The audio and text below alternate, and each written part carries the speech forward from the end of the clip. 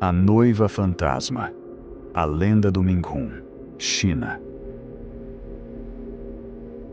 Muito antes das luzes de Xangai, muito antes do barulho das megacidades, no norte rural, entre montanhas cobertas por névoa e vilarejos isolados pelo frio, existia uma crença silenciosa. Uma crença que dizia que a morte não encerrava compromissos. Durante séculos, famílias chinesas acreditaram que ninguém deveria atravessar o mundo espiritual sozinho, especialmente se morresse jovem, especialmente se morresse solteiro. E foi assim que nasceu o Mingun, o casamento dos mortos. À primeira vista, parecia apenas um ritual tradicional, uma cerimônia simples, velas vermelhas, incenso, ofertas diante de um altar ancestral.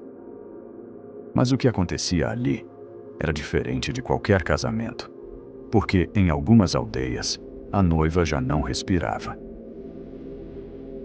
A tradição surgiu durante dinastias antigas, quando a honra familiar e o equilíbrio espiritual eram considerados mais importantes que o próprio indivíduo. Se um homem morria sem esposa, sua família temia que seu espírito vagasse inquieto, sem descendência, sem companhia, sem paz.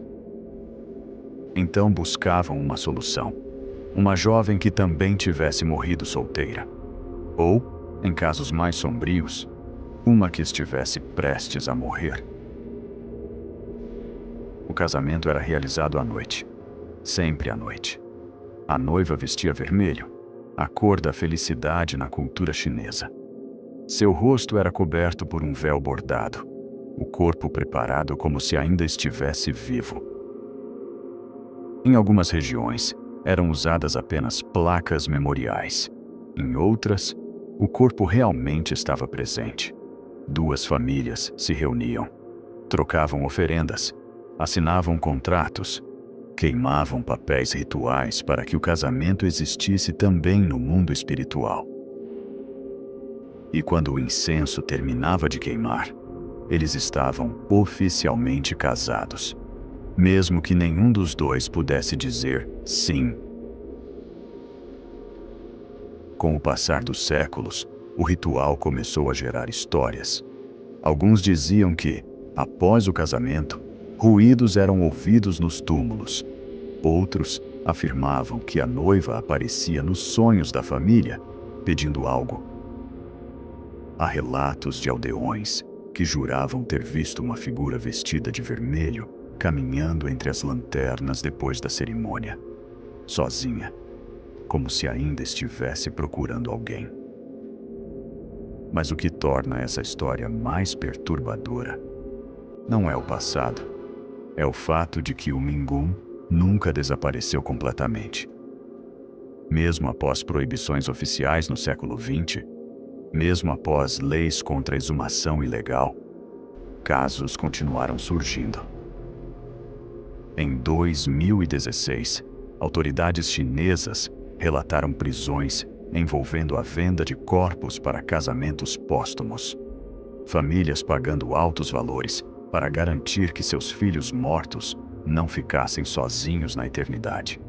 Mercados clandestinos, intermediários, negociações silenciosas, feitas longe dos olhos do governo. O ritual que deveria trazer paz começou a gerar algo mais sombrio: ganância, roubo de túmulos, desaparecimentos.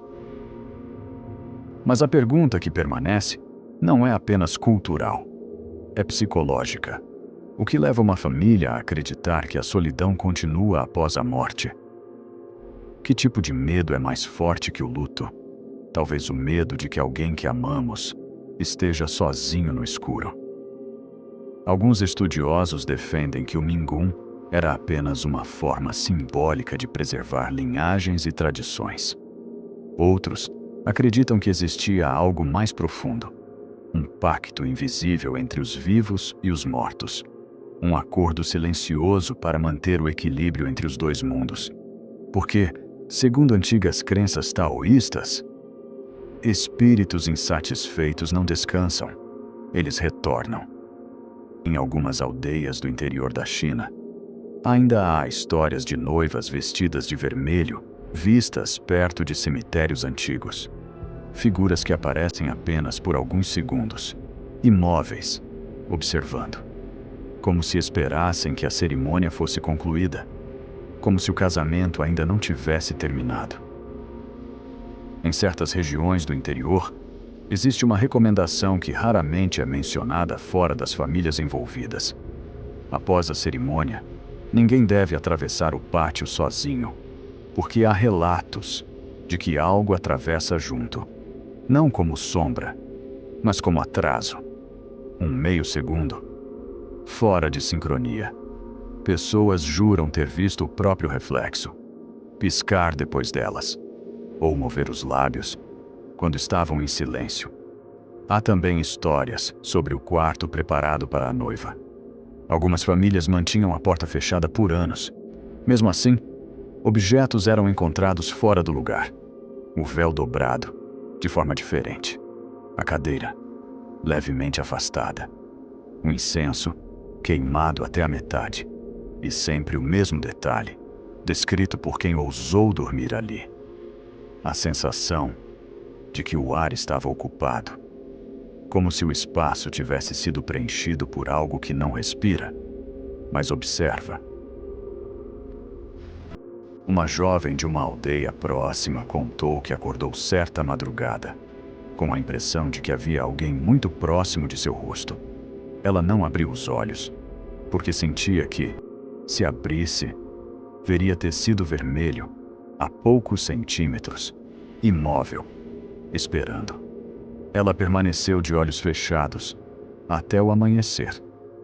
Quando finalmente criou coragem para olhar, havia fios longos e escuros sobre o travesseiro, que não eram dela. Em outra vila, dizem que o noivo foi enterrado semanas após a cerimônia. Quando o caixão foi lacrado, alguém comentou que o corpo parecia diferente.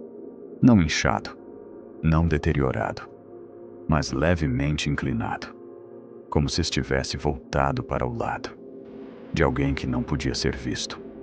Desde então, há quem evite cemitérios antigos durante a noite. Não por medo de fantasmas, mas por medo de serem notados. Se você ouvir sinos à distância, ou sentir o cheiro de incenso quando não há ninguém por perto, talvez seja melhor não olhar para trás, porque alguns compromissos nunca foram feitos para serem quebrados. A tradição do Mingun não é apenas uma lenda. É um reflexo do medo humano mais antigo. O medo da solidão, mesmo depois da morte.